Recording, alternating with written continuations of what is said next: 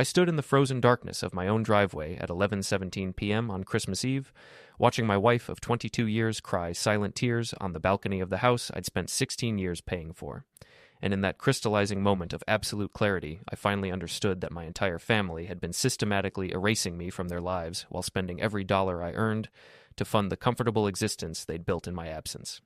The rental car's engine ticked behind me as it cooled, the sound unnaturally loud in the suburban silence of our Ridgewood neighborhood, where houses cost upward of $800,000 and everyone pretended their marriages were perfect. I'd flown from Singapore to Newark, landed at 9:15 p.m., grabbed the cheapest rental car available because I'd been planning to surprise everyone and didn't want to waste money on luxury vehicles. Ironic, considering what I was about to discover about where my money had actually been going.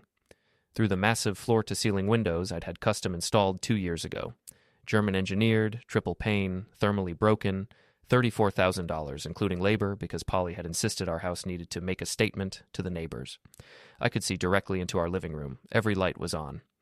The Christmas tree stood in its usual corner, but this year it was at least 12 feet tall, professionally decorated with what looked like all new ornaments in a coordinated silver and gold theme. The lights were perfectly spiraled, the kind of installation that required scaffolding and took a team of professionals 6 hours to complete. I'd seen the estimates last year when Polly first mentioned wanting professional holiday decorating. $3,000 minimum. I'd told her it seemed excessive. Apparently my opinion had been noted and ignored. The living room was packed with people. I counted them methodically the way I counted everything, engineering habit, breaking complex problems into quantifiable data points. 18 visible from my angle. Maybe more in the kitchen or dining room I couldn't see. My son Michael sat in my recliner. The Italian leather one I'd special ordered, $4,000. Took 3 months to arrive from Florence, laughing at something someone was saying. He had his arm around his wife Caroline, who was curled against him in a way that spoke of deep comfort and familiarity. They looked happy. They looked like they belonged there. Caroline's parents, Richard and Patricia Henderson, occupied the couch I'd bought Polly for her 40th birthday. $8,000 of custom upholstery. Richard was wearing what looked like a cashmere sweater.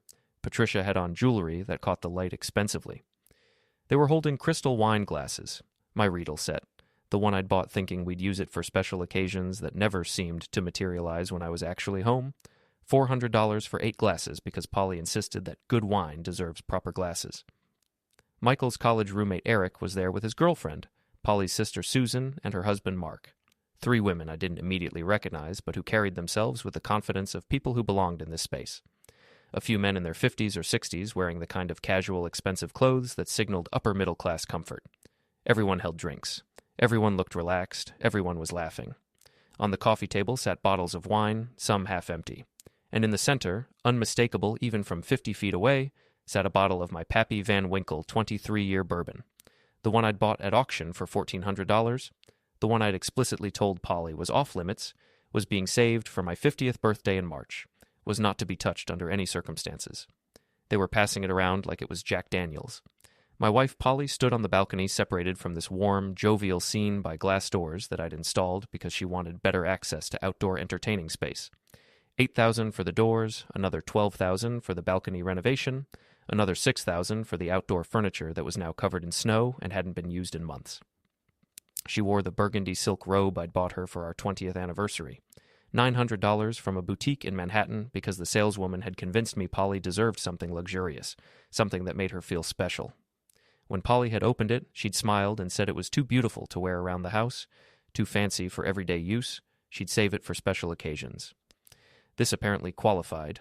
She stood with her arms wrapped around herself, staring out at the Christmas lights that wrapped around every tree and lined the roof of our house. I'd paid a professional company $4,800 to install them, because Polly said our house looked dark and unwelcoming compared to the neighbors. I'd argued that Christmas lights seemed like an unnecessary expense, that we could do something simpler. She'd cried and said I never wanted our house to look nice, never wanted to fit in with the neighborhood, never cared about appearances, so I'd paid the $4,800. Now she stared at those lights like they were breaking her heart. Her shoulders shook with silent sobs. Tears ran down her face. She looked devastated, lonely, abandoned, a woman suffering through the holidays without her husband. Except her husband had flown 16 hours to surprise her, was standing 60 feet away in the driveway, and she had no idea. I pulled out my phone and checked the messages I'd sent over the past 3 weeks. I'd been methodical about staying in touch from Singapore. Morning messages in my time zone, evening messages in hers, trying to bridge the 14-hour gap that separated us, trying to stay connected despite being literally halfway around the world. December 3rd. Project is going well. Miss you. How are things at home? Her response, 7 hours later. Fine. Michael came for dinner. That was it. No elaboration, no questions about my work, no expression of missing me in return. December 8th. Looks like I might be able to finish early, thinking about flying home before Christmas. Would that work? Her response, 5 hours later. If you want. Not, that would be wonderful, or we miss you, or please come home early. Just if you want. Like my presence was optional. Barely desired. December 14th. Confirmed with the project manager. I can leave on the 23rd. We'll be home for Christmas. Don't tell Michael. I want to surprise everyone. Her response, okay. Just okay. 2 letters. No enthusiasm, no excitement, no apparent joy that her husband of 22 years was coming home early for the holidays. December 20th. Flying out Monday evening, Singapore time. Will land Tuesday night your time. Should be home around 11 p.m. Can't wait to see you. Her response came within minutes this time. Tom, maybe stay at the airport hotel Tuesday night. You'll be exhausted from the flight. Come home Wednesday morning instead. We're just having a quiet evening. Michael and Caroline are coming for dinner, but it'll be low-key. You'd be bored, and we don't want you to have to deal with family stuff when you're jet-lagged. A quiet evening. Just Michael and Caroline. I looked at the scene in front of me. Counted the people again. 20 now. 2 more had emerged from what looked like the kitchen, carrying plates of food. This wasn't a quiet evening. This was a party. A celebration. Without me. Specifically scheduled for a night when I'd been told to stay away. I'd responded to her message with a simple thumbs-up emoji because I'd been in my final meeting with the Singapore client, reviewing the structural analysis that would determine whether they'd hire me for the next phase of the project. $2 million contract hanging in the balance, and I'd been distracted thinking about how much I missed my family, how badly I wanted to get home for Christmas. What a goddamn fool I'd been. Polly wiped her eyes with the sleeve of the silk robe, took a deep breath that I could see even from this distance, the way her whole body expanded and contracted with the effort of composing herself. Then she turned toward the house. I watched her face transform as she crossed the threshold from the cold balcony into the warm living room. The tears disappeared. The devastation vanished.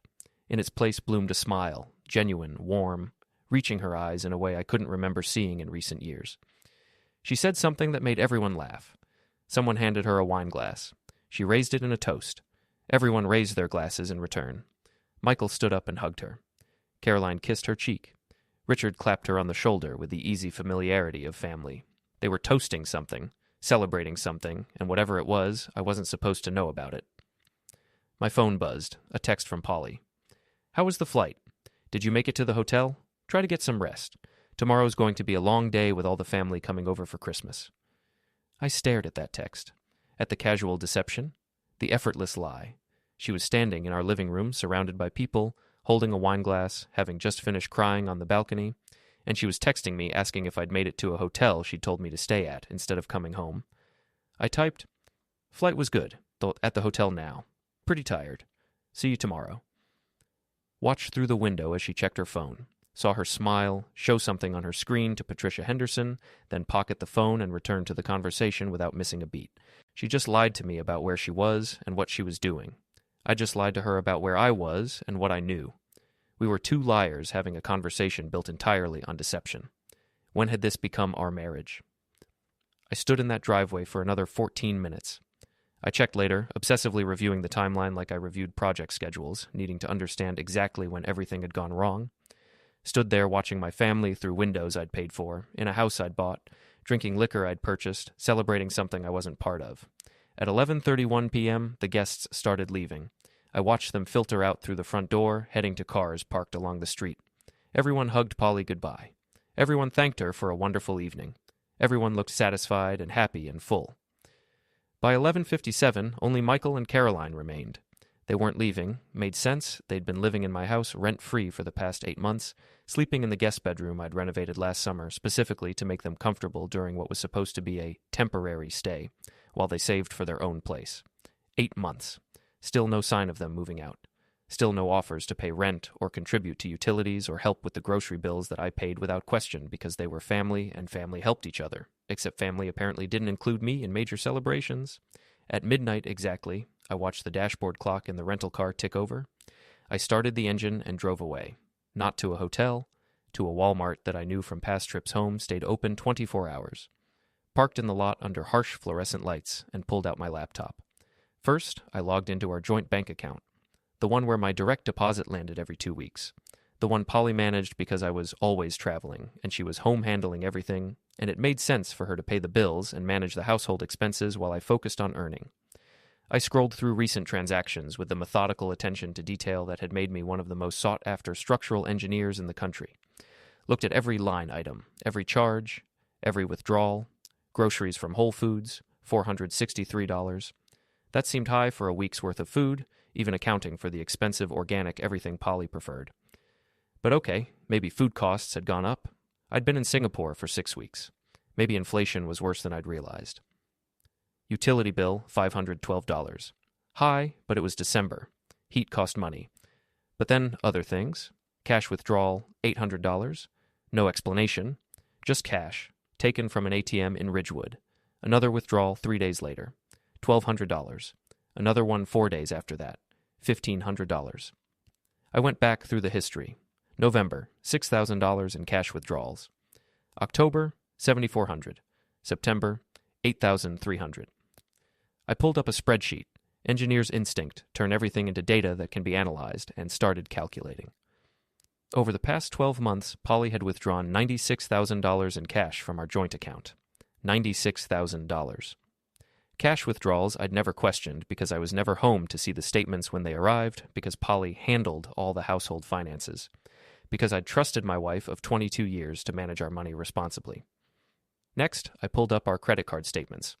We had 3 cards, 2 joint cards that we both use for regular expenses, and 1 emergency card that was supposed to be for major unexpected costs only. House repairs, car problems, medical emergencies. I opened the statement for the emergency card. November, $26,000 in charges. December, still ongoing, $31,000. I scrolled through the itemized list, my stomach sinking with each line. Nordstrom, $4,800. Restoration hardware, $9,200. Something called Bella Boutique, $3,600. Multiple charges at restaurants I'd never heard of, places called The Modern and Per Se and Le Bernardin that apparently charge $300, $400, $500 per meal. A day spa, $2,200 for something called a luxury wellness package. Another spa, $1,800 for a couples retreat day. Wine shops, jewelry stores, furniture stores I'd never heard her mention. I went back through a full year of statements. Calculated totals. The emergency credit card had accumulated $278,000 in charges over 12 months. Combined with the cash withdrawals, Polly had spent $374,000 in 1 year that I had not explicitly authorized and that we had never discussed. $374,000. I sat in the Walmart parking lot at 1:30 in the morning on Christmas morning and felt my entire understanding of my marriage crack open like an egg dropped from a great height. How had I not noticed? How had I been so blind? Because I was never home, that's how. Because I worked 70, 80, sometimes 90-hour weeks on project sites around the world. Because I spent 10 months a year in hotel rooms and temporary apartments and construction trailers.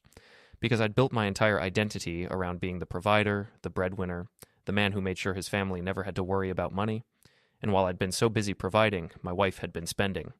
Not just spending, hemorrhaging, draining our accounts like someone had opened a vein and walked away. I pulled up our savings account. 3 years ago, when Michael had graduated college and started his first job, Polly and I had sat down and agreed to get serious about retirement savings. We'd paid off the house, paid off the cars, had no debt. I'd suggested we put away at least $20,000 a month into savings, build up a cushion of $1 million over the next few years, then transition that into more aggressive investments. Polly had agreed enthusiastically, said she was proud of how hard I worked, proud of what we'd built together, excited to secure our future. 3 years ago, we'd had $412,000 in savings. Now we had $68,000, $344,000 gone. I cross-referenced the dates. The savings account had been steadily drained starting about 2.5 years ago. Monthly withdrawals of $10,000, $15,000, $20,000. Systematic, deliberate. transferring money from savings to checking, then apparently spending it based on the credit card charges and cash withdrawals. My hands were shaking as I opened another account, one I'd set up separately in my name only about 15 years ago, on the advice of a financial planner who'd suggested keeping some assets separate in case something ever happened. I'd felt guilty about it at the time, like I was planning for divorce or not trusting Polly. But I'd done it anyway because I was an engineer, and engineers always built in redundancy, always had backup systems. That account had $537,000 in it. Untouched. Safe. Because Polly didn't know it existed. Thank God for my paranoid engineering brain. I spent the next 3 hours sitting in that Walmart parking lot, going through every financial record I could access. Credit cards, bank accounts, investment statements, insurance policies, tax returns, building a complete picture of our finances. What I found made me physically nauseous. Polly hadn't just been spending money, she'd been systematically looting our accounts while maintaining the appearance of normal household management, and she'd been doing it for nearly 3 years. 3 years ago, right after Michael graduated college and moved out, Polly had suggested we simplify our finances. She'd convinced me to consolidate accounts, to give her power of attorney over our joint assets so she could handle everything while I traveled. It would reduce my stress, she'd said. Give me one less thing to worry about. Let me focus on my career while she managed the home front. I'd signed the papers, handed over the passwords, trusted her completely. And she'd used that trust to spend over $800,000 in 3 years without my knowledge. $800,000? I leaned back in the rental car seat and stared at the Walmart sign glowing in the darkness. Thought about the party I'd witnessed, the expensive bourbon, the designer clothes, the professional decorations, the casual comfort of people who never worried about money, all funded by me, all enjoyed without me, all kept secret from me until I'd shown up unannounced and seen it with my own eyes. Something crystallized in my mind, a decision that felt like steel hardening in a forge. I was done being the absent provider, done being the wallet that funded a life I wasn't part of, done being taken for granted by people who seemed to prefer my money to my presence. I started the car and drove back toward home. It was 4:47 a.m. when I pulled into the driveway. The house was dark now, except for the Christmas lights still glowing on the trees. I sat in the car for another 20 minutes, thinking through what I was about to do, testing it for flaws the way I tested structural designs, looking for weak points that would collapse under pressure. Then I got out and walked around to the side of the house where the electrical panel was hidden behind landscaping that Polly had insisted we install because the panel was ugly and lowered our curb appeal. I opened the metal panel cover, looked at the rows of circuit breakers labeled in my own handwriting from when I'd upgraded the electrical system 7 years ago. Master bedroom, guest bedrooms, kitchen, living room, HVAC system, hot water heater, refrigerator. Every circuit that made this house comfortable and functional. Every circuit I'd paid to install. Every circuit that powered the life my family had built without me. I started flipping switches. The house went dark and silent. No hum of the refrigerator. No whisper of forced air from heating vents. No electronic displays glowing in the darkness. Just cold and quiet, and the complete absence of the comfort everyone had taken for granted. I closed the electrical panel and stood in the frozen darkness of my yard, waiting. It took 4 minutes and 37 seconds. I counted, because engineers count everything, because precision matters, because in the ruins of my marriage I was clinging to the things that made sense. A light appeared in the master bedroom window. Flashlight or phone screen, I couldn't tell which. Then another light in the guest bedroom where Michael and Caroline slept. Voices, muffled by walls and distance but urgent in tone. The front door rattled. Someone trying the handle, finding it locked. Michael appeared at the window, pressing his face against the glass, trying to see outside. He couldn't see me standing in the shadows by the electrical panel. Couldn't see the rental car parked on the street instead of in the driveway. Couldn't see that I'd been standing 60 feet away watching their party for over 20 minutes last night. He tried the door again, knocked. Called out, "Mom, the door's stuck."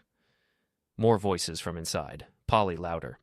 "It's not stuck, it's locked, check the back." I watched Michael jog around the house toward the patio doors.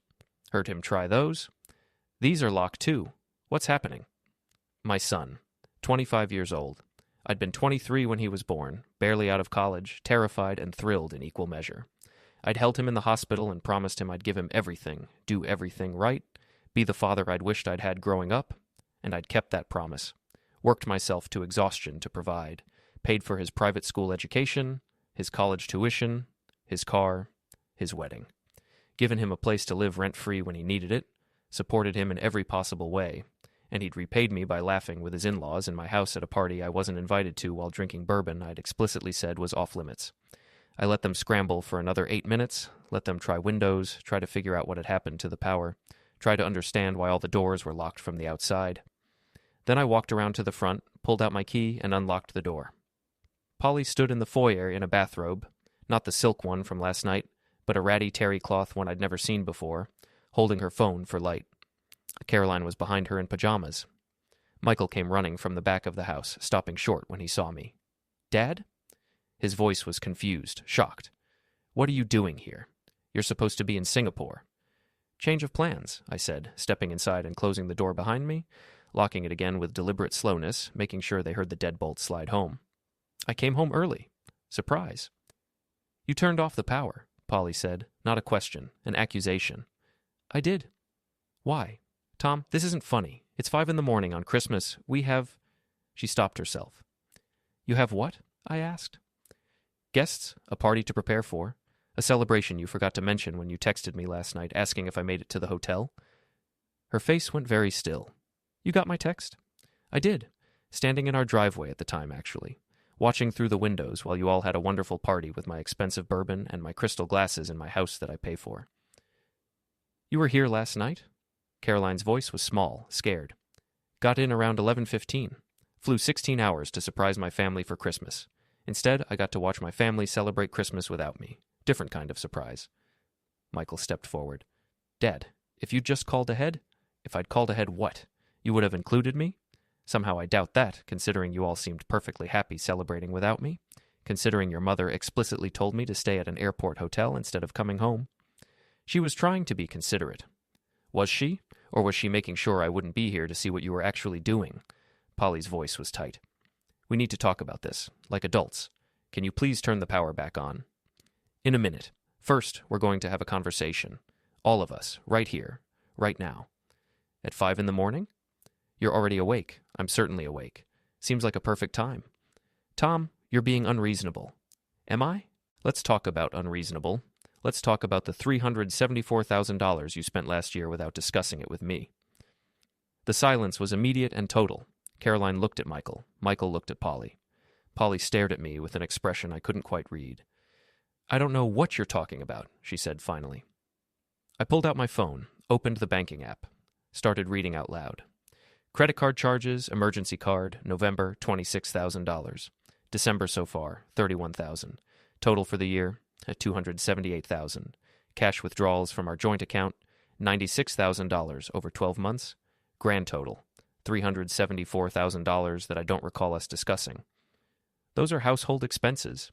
$4,000 at Nordstrom is a household expense, $2,200 at a spa, $500 meals at restaurants I've never heard of. I don't have to explain every purchase. Actually, you do, because it's my money that's being spent. Money I earn working 80-hour weeks in Singapore while you all party in New Jersey." Michael moved between us. "Dad, you're upset. I get it. But attacking Mom..." "I'm not attacking. I'm asking questions. Questions about where our money went. Questions about why I was told last night was a quiet evening when there were clearly 20 people here. Questions about what you were all celebrating that was so important you couldn't wait 2 days for me to actually be home." "We weren't celebrating," Caroline started. "Don't lie to me," I cut her off. "I watched through the window. I saw the toasts. I saw everyone hugging. I saw my wife crying on the balcony and then coming inside to smile and laugh like nothing was wrong. Something was being celebrated. What was it?" They exchanged looks. Some silent communication passing between them that excluded me as completely as the party had excluded me. "Tell him," Michael said to Polly. "Michael, he already knows something's wrong. Might as well tell him." Polly sat down on the stairs, put her head in her hands. When she looked up, her face was a complicated mix of emotions I couldn't untangle. "We were celebrating Caroline's pregnancy," she said quietly. "Michael and Caroline are having a baby. They found out 3 weeks ago. Last night was a family celebration to share the news." The words hit me like a physical blow. 3 weeks ago. Yes. 3 weeks. And nobody told me. You were in Singapore. I'm always in Singapore, or Dubai, or London. That's never stopped anyone from calling me with news before. Never stopped anyone from asking me for money, but when it comes to actual important news, actual family events, suddenly I'm too far away to bother contacting? It's not like that. Then what is it like? I looked at Michael. You found out 3 weeks ago that you're going to be a father, and you didn't call me, didn't text, didn't think I might want to know that I'm going to be a grandfather. We wanted to tell you in person, so you waited. And in the meantime, you told everyone else, Caroline's parents, Polly's sister, apparently 20 other people. Everyone got to celebrate except me. Everyone got to be part of this milestone except your actual father. You're never here, Michael's voice rose. You're always working, always traveling, always somewhere else. We've learned to have our lives without you, because that's the only way to have lives at all. I'm working to support you, to pay for this house you're living in rent-free, to fund the lifestyle you all enjoy. Nobody asked you to work that much? Nobody? When I took the Singapore project, your mother said it was a great opportunity, said the money would be helpful for retirement, said she supported my career. That was 2 years ago, Polly said quietly. Things change. What changed? We changed. Michael and Caroline got married. They started building their own family. I started building a life that didn't revolve around waiting for you to come home. A life funded by my salary. A life that exists whether you're here or not. The words hung in the cold air. No heat running, no warmth in the house. Nothing but the slow realization that my family had been moving on without me for longer than I'd understood. I need to see all the financial records, I said. Every bank statement, every credit card bill, every expense report for the last 3 years. I want complete transparency about where our money has been going. You don't trust me? Polly's voice was hurt, offended. Should I? You spent $374,000 without discussing it with me. You threw a party and told me to stay at a hotel so I wouldn't know about it. You kept my son's pregnancy news from me for 3 weeks. Give me one reason I should trust you. I'm your wife? You're someone who's been lying to me for months, maybe years. I don't know anymore. So I'm asking for documentation, for proof, for evidence that I'm not being taken advantage of by people who view me as a wallet instead of a person. Caroline started crying. This is awful. It's Christmas morning and we're fighting. We're not fighting. We're establishing boundaries, new rules, new expectations. I looked at each of them in turn. Michael, you and Caroline are paying rent starting January 1st. Fair market value for a 2-bedroom apartment in Ridgewood is $2,500 a month, plus split the utilities 3 ways. We can't afford that. Then find somewhere you can afford. You're 25 years old with a job and a pregnant wife. Time to support your own family. Dad, you said we could stay here. I said you could stay temporarily. It's been 8 months. That's not temporary. That's permanent. And permanent residents pay rent. You're being cruel. I'm being realistic. You're about to be a father. Fathers provide for their children. They don't live rent-free in their parents' house. I turned to Polly. You're going to document every expense from the last 3 years. Every credit card charge, every cash withdrawal, every purchase. You have 72 hours to provide complete records. If you can't or won't, I assume you're hiding something and I act accordingly. Act accordingly how? I freeze all accounts, cancel all cards, consult a divorce attorney. The words seemed to suck all the air from the room. Divorce? Polly stood up. You're threatening divorce? I'm establishing consequences. You've been spending money we didn't agree to spend, making decisions we didn't agree to make, keeping secrets we didn't agree to keep. That's not a marriage. That's you doing whatever you want while I pay for it. I do everything for this family. You do everything except include me in it. You do everything except treat me like a partner instead of a bank account. That's not fair. Neither is lying about parties. Neither is spending hundreds of thousands of dollars without discussion. Neither is keeping family news from me for weeks while everyone else celebrates. Michael stepped between us again. Both of you need to calm down. I am calm, I said. I've been calm for 22 years, while working myself to the end to provide for this family. I'm calm now. I'm just done being calm and ignorant at the same time. I walked to the electrical panel in the hallway, flipped the main breaker back on. The house hummed to life. Heat started flowing. Lights came on. The normalcy of function returning, but everything had changed. I'm staying home for 3 months, I said, taking a leave of absence from work. I'm going to be here, present, involved in every decision that affects this family. And we're going to figure out how to be a family that includes all of us, not just everyone except me. Tom, you can't just take 3 months off. I can, and I am. I have 4 months of paid leave accumulated. I'm using it. Starting today. What about the projects? I'll finish documentation remotely. The Singapore team can handle implementation. I'm staying home. We don't need you to babysit us, Michael said. I'm not babysitting. I'm participating. in my house, with my family. Using time I've earned through 2 decades of work that apparently nobody appreciated. I walk toward the kitchen. I'm making coffee. Everyone get dressed and meet me in the kitchen in 20 minutes. We're going to have Christmas breakfast together like a family, and then we're going to start having very detailed conversations about finances, expectations, and honesty. Behind me, nobody moved. Nobody spoke. I'd just changed everything about how this family functioned, and I had no idea if it would fix anything or make everything worse. But I was done being the invisible father, the absent husband, the paycheck that funded a life I wasn't part of. Whatever happened next, I was going to be present for every moment of it. The coffee maker burbled in the silence of the kitchen while I pulled out eggs, bacon, bread for toast. Christmas breakfast.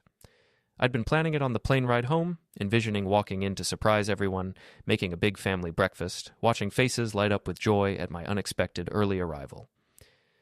Reality had turned out somewhat different. They appeared in the kitchen doorway at 5:40 a.m., all 3 of them dressed now but looking shell-shocked. I'd set the table for 4, had butter and jam out, had orange juice poured. Everything ready for the family meal I'd been fantasizing about while crossing the Pacific. "Sit," I said. They sat without arguing. I served breakfast in silence. Eggs scrambled with cheese, bacon cooked until crispy, toast with real butter. Simple food, but made with attention because I believed that food prepared with care meant something, that it communicated love even when words failed. We ate without speaking for 5 full minutes. The only sounds were forks on plates and the quiet mechanical hum of the refrigerator. Finally, Polly broke the silence. "You really want all the financial records? Every single one. That's going to take time. You have 72 hours. That's 3 days. Should be plenty of time to compile records that should already be organized. And if I refuse, then I assume the worst. Assume you're hiding something significant.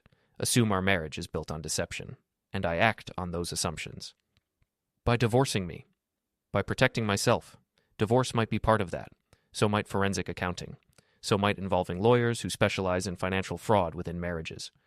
Her face went pale. "Fraud? Tom, I haven't committed fraud." "Then you should be eager to provide documentation proving that." Michael set down his fork. "You're really going nuclear on Christmas morning?" "I'm really establishing consequences that should have been established years ago." "We're your family." "Are you?" "Because family doesn't keep secrets. Family doesn't celebrate major milestones without including everyone. Family doesn't view one member as a wallet to be emptied without discussion." "Nobody views you that way." "Don't they? When's the last time anyone called me just to talk? Not to ask for money or coordinate logistics, but just to talk about life, about what's happening, about things that matter." Michael opened his mouth, closed it, couldn't seem to find an answer. "That's what I thought," I said. "I'm a function, a resource, the guy who pays bills and sends money and makes sure everyone else can have the life they want. But I'm not a person you want around. I'm not someone whose presence adds value. I'm just the necessary annoyance who funds everything." "That's not true." "Then explain last night. Explain why a family that supposedly values me, that supposedly wants me around, would deliberately schedule a major celebration for a night when I was told to stay away. Explain why my wife looked me in the eyes via text message and lied about what she was doing." Polly pushed her eggs around her plate. "I didn't want you to feel obligated." "Obligated to what? Celebrate my first grandchild? Participate in family joy? Be included in the life I've spent 25 years building? You're always so tired when you come home. Always stressed about projects. I thought it would be easier if you just rested at the hotel, came home refreshed the next day. You thought it would be easier to have a party without me. Admit it. You didn't want me there. None of you did." The truth of that statement settled over the table like snow. "It's not that we don't want you here," Caroline said quietly. "It's that when you are here, you're not really here. You're on your laptop working, or on phone calls with clients, or too exhausted to engage. It's like having a ghost in the house. Present, but not participating." "So you've just written me off? Decided I'm too unavailable to include?" "We've adapted to your absence. That's different than writing you off." "How is it different?" "Because we still care about you. We still want you in our lives. We've just learned to have lives that don't depend on your physical presence." I looked at my son, at my daughter-in-law, at my wife of 22 years, at 3 people who'd apparently been having this conversation among themselves for God knows how long. "And the money?" I asked. "How does spending $374,000 in 1 year fit into this adaptation?" Polly finally met my eyes. "I was trying to build something. A life that felt full even when you weren't here. I joined book clubs, hosted gatherings, made friends. All of that costs money. $500 restaurant meals cost money. $2,200 spa days cost money. Normal social activities don't require spending the equivalent of a full salary. Your salary, you mean? The salary you make because you're never here. I'm never here because I'm working to support this family. No, she said quietly. You're never here because you love your work more than you love us. The accusation landed like a bomb. That's not true, isn't it? Tom, be honest. When you're on a project site, when you're solving complex engineering problems, when you're the expert everyone defers to, aren't you happier there than you are here? Aren't you more engaged, more alive, more yourself? I wanted to argue, wanted to deny it, couldn't. That doesn't mean I don't love my family. It means your priorities are clear. Work first, family second. We've known that for years. We've accepted it. And we've built lives that acknowledge that reality. Lives funded by my work-first mentality. Yes, ironic, isn't it? We're able to afford these lives because you love your career more than you love being home. But we resent you for the very thing that makes our lifestyle possible. I stood up, walked to the window, looked out at the Christmas lights still glowing in the dawn light. I don't know how to fix this, I said finally. Neither do I, Polly replied. But fighting about money and parties isn't going to help? Then what will help? Honestly, I don't know if anything can help. We've been living separate lives for too long. You have your work, we have our lives here, and those two things rarely intersect anymore. So what are you saying? That our marriage is over? I'm saying our marriage has been over in any meaningful sense for years. We just haven't been willing to admit it. Michael stood up. Can we not implode the entire family on Christmas morning, please? When should we implode it? I asked. When is the appropriate time to acknowledge that we're all just pretending? We're not pretending, aren't we? Your mother just admitted our marriage is effectively over. You've been living here for 8 months taking advantage of free housing. Caroline's pregnant, and I found out by eavesdropping on a party I wasn't invited to. What part of this is authentic? Nobody had an answer. I grabbed my coffee mug. I'm going to my office, Michael, Caroline. Figure out your housing situation. You have until January 1st to decide if you're paying rent or leaving. Polly, compile those financial records. I want every document by December 27th at 6 p.m. If I don't have them, I start making calls to attorneys on the 28th. I left them sitting at the kitchen table and went upstairs to the home office I'd set up in what used to be a spare bedroom.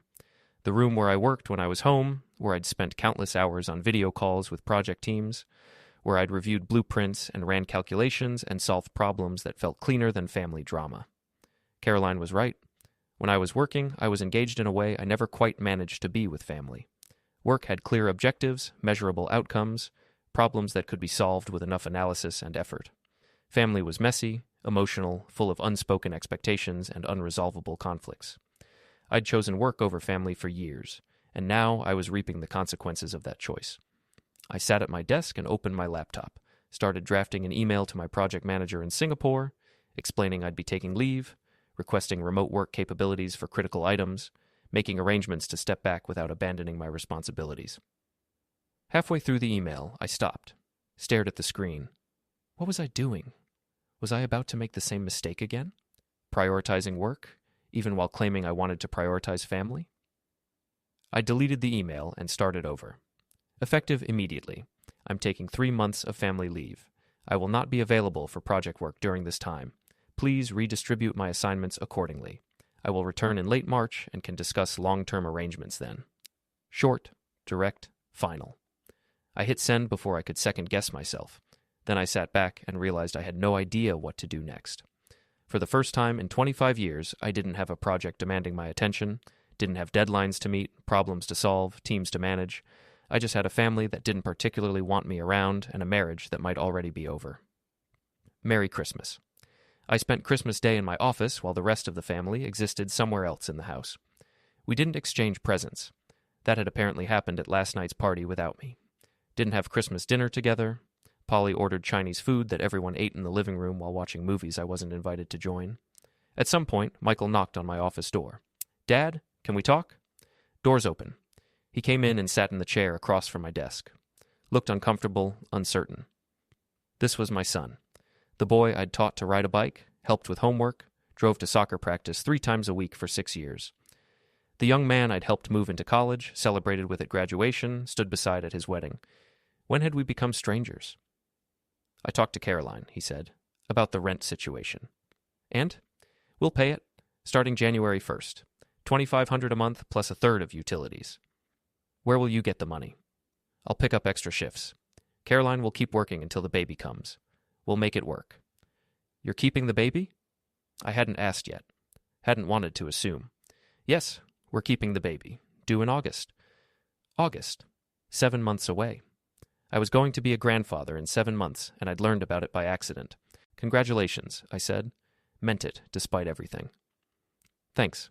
Dad, I know this is all messed up. The party, not telling you, all of it. But we weren't trying to hurt you.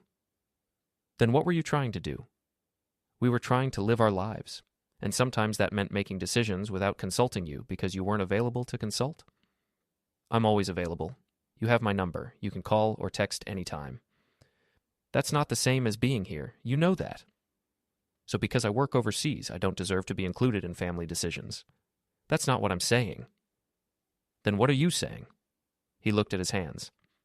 I'm saying that when you're gone 10 months a year, it feels weird to include you in daily life. It feels like we're bothering you, like we're pulling you away from important things. You are important things. You're my son. I know, but your actions don't always reflect that. When I call, you're distracted. When I visit, you're working. When I try to share things with you, you're half listening because you're thinking about projects. After a while, it felt easier to just stop trying. The truth of that landed hard. I didn't realize. I know you didn't. That's part of the problem. You're so focused on providing that you don't see what we actually need from you. What do you need? For you to actually be present, not just physically in the room, but mentally engaged. We need you to care about our lives as much as you care about your projects. I do care. Do you? Can you name Caroline's boss? Or what book Mom's reading? Or what I'm working on at my job? I opened my mouth, closed it, couldn't answer a single question. That's what I mean, Michael said. You know how much everything costs. You know our schedules, you know logistics, but you don't know us anymore. And we don't know you. We're just people who live in the same house sometimes and share financial accounts. Is that really how you see our relationship? How else should I see it? When's the last time you and I did something together? Just the two of us, no agenda, no specific purpose. When's the last time we had a conversation that mattered? I thought back. Couldn't find a memory. Every interaction over the past few years had been transactional. Him asking for something, me providing it. Quick phone calls to coordinate visits, text messages about logistics, nothing deeper, nothing real. I'm sorry, I said. I didn't mean for it to be this way. I know, but good intentions don't change reality. Reality is that you've been absent for most of my adult life, and now you're angry that we've learned to function without you. I'm not angry that you function without me. I'm hurt that you celebrate without me. There's a difference. Is there? Because from where I'm sitting, you want to be included in the good parts, the celebrations, the milestones, the moments of joy, without doing the work to be present for the mundane parts. You want to show up for Christmas, but you miss the ordinary Tuesdays. And relationships are built on ordinary Tuesdays, not special occasions. He stood up. I'm paying the rent. Caroline and I will be better about including you in things. But Dad, you need to understand. You can't buy your way into relationships. You can't fund a life and expect people to be grateful when you briefly appear in it. You have to actually show up, consistently, boringly, for the mundane stuff that builds connection. He left. I sat in my office and finally understood the full scope of what I'd lost while I was busy being successful. That evening, Polly appeared with a stack of folders and her laptop. Financial records, she said, setting them on my desk. Every bank statement, credit card bill, and receipt I could find for the last 3 years. Thank you. Can I sit? I gestured to the chair Michael had vacated hours earlier. She sat, looked tired, older than I'd seen her look before. Or maybe I just hadn't been paying attention. I owe you an apology, she said. For the party, for not telling you about Caroline's pregnancy, for spending money without discussing it, for all of it. Why did you do it? Honestly, because I was lonely and angry, and spending money made me feel powerful, made me feel like I had some control over a life that felt increasingly empty. Empty? Polly, you have everything. I have things. I don't have a husband. I have a house, but no partner to share it with. I have security, but no intimacy. And yes, I spent money trying to fill that hole, spent it on friends, on experiences, on anything that made me feel less alone. You could have told me you were lonely. Could I? Every time I tried to talk about feelings, you redirected to logistics. How much does that cost? What's the schedule? I'll send money. You were solving problems before I even finished explaining them. You didn't want to hear about loneliness, you wanted to fix things, and loneliness isn't something you can fix with money. So you spent the money anyway. So I spent it on things that felt like connection, dinners with friends, girls' weekends, book clubs and charity events, and anything that meant being around people who actually wanted me there. I wanted you? Did you? Tom, be honest. If you could have your career without the inconvenience of a family, would you choose that? The question hung between us, brutal in its honesty. I don't know, I said finally. But that's not fair? It's completely fair. You've built a life around work, around achievement, around being the expert, the problem solver, the guy everyone relies on, and that life doesn't leave room for the messiness of family, doesn't leave room for people who need you emotionally instead of financially. So what do we do? How do we fix this? I don't know if we can. Tom, we've been married for 22 years, and I don't think I've been happy for at least the last 5. 5 years? Why didn't you say something? I tried. You didn't hear me. Or you heard me and chose to interpret it as needing more money, more things, more security. You never heard that what I actually needed was you. We sat in silence. Do you want a divorce? I asked. I don't know. Do you? I don't know either. Then I guess we're at an impasse. Neither of us knows what we want, but both of us know this isn't working. So what happens now? Now you look at those financial records, verify that I'm not a criminal, just a lonely woman who made bad choices, and then we figure out if there's anything left to save. She left. I opened the first folder and started reviewing documents. It took me until 3 a.m. to get through everything. Polly had been meticulous. Every receipt saved, every transaction logged, every expense documented. The story the records told was exactly what she'd said. A lonely woman trying to build a life that felt meaningful while her husband worked overseas, expensive dinners with friends, weekend trips, spa days, shopping therapy, book clubs and charity events that required donations, all of it adding up to hundreds of thousands of dollars over 3 years. But none of it fraud, none of it criminal, just a woman spending money to feel less alone. The cash withdrawals were more concerning. $96,000 over 12 months with no receipts, no documentation, no explanation beyond occasional notes like household expenses or miscellaneous. I pulled up a separate document and started calculating, cross-referencing dates with credit card charges, looking for patterns, and found them. Every large cash withdrawal corresponded to a date when Michael and Caroline had visited, or when Caroline's parents had stayed for a weekend, or when there had been some other family event. Polly had been taking out cash and giving it to family members, funding their lives beyond just providing housing. I sat back in my chair and stared at the evidence of my wife's generosity, of her efforts to be the kind of mother and mother-in-law who could provide support beyond just having a big house and deep pockets. She'd been trying to build connection the only way she knew how, by giving money, by hosting events, by being the person everyone came to when they needed help. Just like I'd been trying to show love the only way I knew how, by working hard, earning well, making sure everyone was financially secure. We'd both been showing love through money. Neither of us had figured out how to show it through presents. At 4 a.m. on December 26th, I understood that my marriage was probably over, not because anyone had done anything unforgivable, but because we'd both been trying so hard to love each other in our own ways that we'd forgotten to ask what the other person actually needed. The next morning, I found Polly in the kitchen making coffee. We moved around each other like polite strangers, neither quite sure how to bridge the distance that had grown between us. I reviewed the records, I said finally. And? You're not a criminal, just someone who spent too much money trying to feel less lonely. That's a kind interpretation. It's an accurate one, based on the evidence. She poured 2 cups of coffee, handed me one. We stood on opposite sides of the kitchen island like it was a border neither of us knew how to cross. The cash withdrawals, I said. You were giving money to Michael and Caroline, to your sister, to Caroline's parents. Yes. Why not just tell me? I would have helped them if they needed it. Would you? Or would you have lectured them about budgeting and saving and making better financial decisions? Would you have made them feel small for needing help? I don't do that. You do, not intentionally. But when someone asks you for help, you always include advice about how they shouldn't need help in the future. It makes people feel judged. So I started helping them without involving you. Using my money. Using our money. Tom, we're married. In the eyes of the law, everything we earn is community property, except I earn it. And I manage the household that allows you to earn it. I maintain the home base you come back to. I handle everything here so you can focus on work. That's worth something. She was right. I knew she was right. But acknowledging it meant admitting that my contribution wasn't the only one that mattered. I'm sorry, I said, for making you feel like your work here wasn't valuable, for making it seem like money was the only thing that mattered. And I'm sorry for spending so much without discussing it, for keeping secrets, for building a life that excluded you. We stood in silence, sipping coffee, two people who'd loved each other for 22 years and somehow lost the thread of what that love was supposed to look like. I talked to Michael, I said.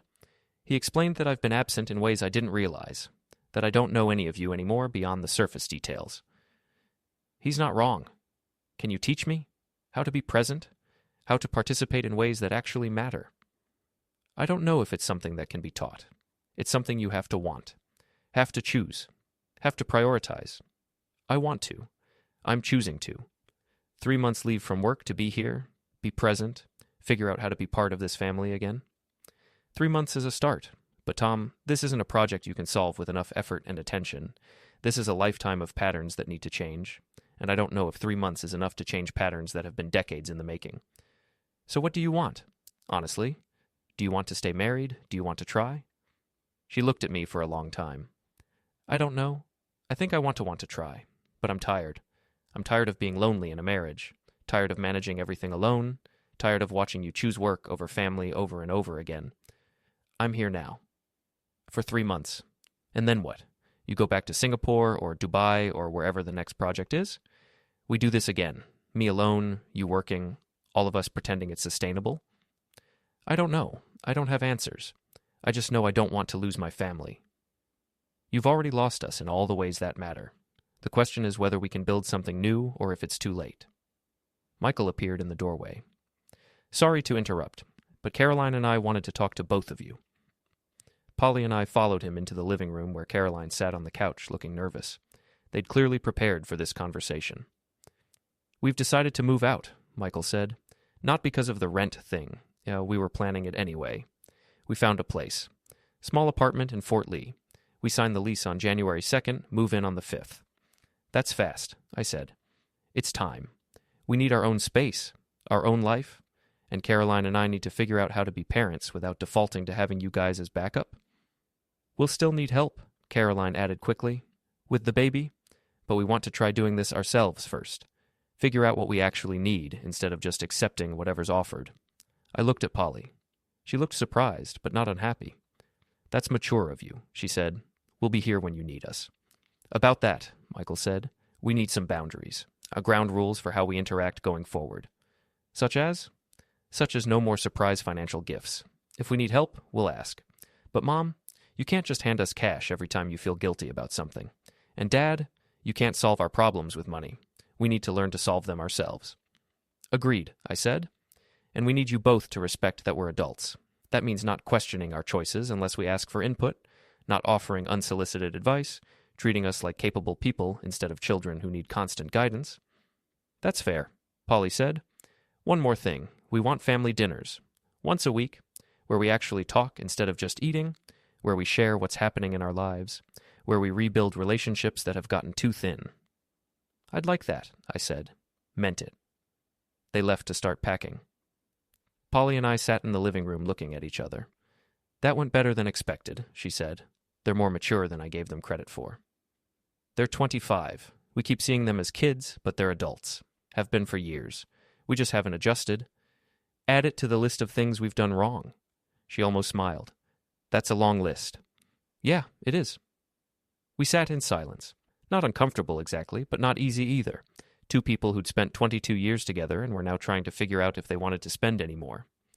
I should tell you something, Polly said, about the party, about why I was crying on the balcony. Okay. I was crying because I was happy, really, genuinely happy, for the first time in years, and I realized that the happiness had nothing to do with you, that I'd built a life that made me happy and you weren't part of it, and that felt like both a victory and a failure. A victory how? Because I'd proven I didn't need you to be happy, that I could build joy without you, that I was capable of creating a life that felt full and meaningful. And a failure? Because the fact that my happiness didn't include you meant our marriage was probably over. You're supposed to be part of my joy, but you weren't, and realizing that made me sad even in the middle of being happy. That's complicated. Love is complicated. Marriage is even more complicated. And ours has been complicated for a very long time. I thought about that, about standing in the driveway watching her cry, about misinterpreting her tears as sadness when they were actually the complex mix of joy and grief that comes from realizing you've outgrown something that once meant everything. Can we fix it? I asked. The complications? I don't know. Can you actually stay present? Can you actually prioritize this family over your work? Can you become someone who shows up for ordinary Tuesdays instead of just special occasions? I want to. Wanting and doing are different things. You've wanted to be a better husband and father for years. But when the next project came along, you always said yes, always chose work, always prioritized career. Because I thought that's what good fathers did, provided, made sure their families were secure. Good fathers also show up, they're present, they know their kids' lives, they participate in mundane moments that build relationships. Money is important, but it's not sufficient. So teach me, show me how to be sufficient. I can't teach you how to care, Tom. You either care or you don't. I do care. Then show me, show up. Consistently, for months. Not just 3 months while you're on leave, but as a permanent change in how you live. Show me you've actually chosen us instead of just temporarily putting work on hold. Okay, I'll show you. We'll see. She left me sitting in the living room. I heard her going upstairs, heard the bedroom door close, heard the lock click. She'd locked me out of our bedroom. Fair enough. I'd locked myself out of this family years ago. She was just making it official. I spent that night on the couch in my office. Uncomfortable, isolated, thinking about everything I'd lost while I was too busy being successful to notice what actually mattered.